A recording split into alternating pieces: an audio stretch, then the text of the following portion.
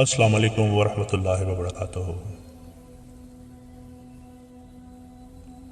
کھانا کھانے میں رسول صلی اللہ علیہ وآلہ وسلم کی سنتیں کتنی پیاری اور اچھی ہیں۔ پہلی بات یہ کہ آپ صلی اللہ علیہ وآلہ وسلم جب بھی کھانا کھاتے تھے تو اپنے پیٹ کا کچھ حصہ خالی رکھتے تھے۔ مطلب یہ کہ ایک تو کھانا اتنا کم کھایا کہ ڈکار نہ آئے، دوسرا یہ کہ تھوڑی سی بھوک اب بھی باقی ہے، کھانا چھوڑ دیں۔ آج سائنس کی دنیا کہتی ہے کہ ایک کھجور انسان کے جسم میں جا کر اتنی کیلوریز کر دیتی ہے کہ وہ آدمی بھوک کی وجہ سے 3 دن تک نہیں مر سکتا۔ سوچئے، ہم تو اتنی غذا کھا جاتے ہیں کہ اس کا 10% ہمارے جسم کا حصہ بنتا ہے اور 90% ایسا ہوتا ہے کہ جو ہم کرش کر کے خارج کر دیتے ہیں۔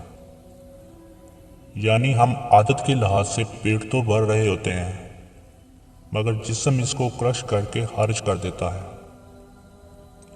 پوری غذا کا 10واں حصہ ہمارے جسم کا حصہ بنتا ہے،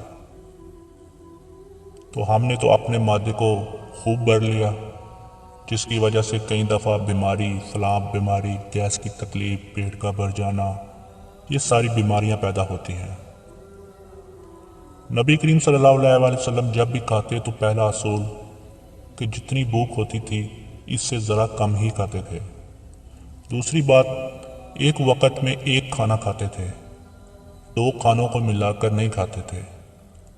ہم تو ایک دسترخوان پر 4 5 کھانوں کو ملا کر کھاتے ہیں۔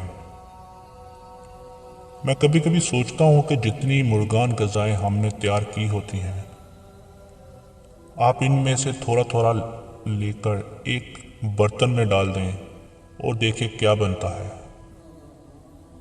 اس کو تو دیکھنے کو بھی دل نہیں چاہے گا۔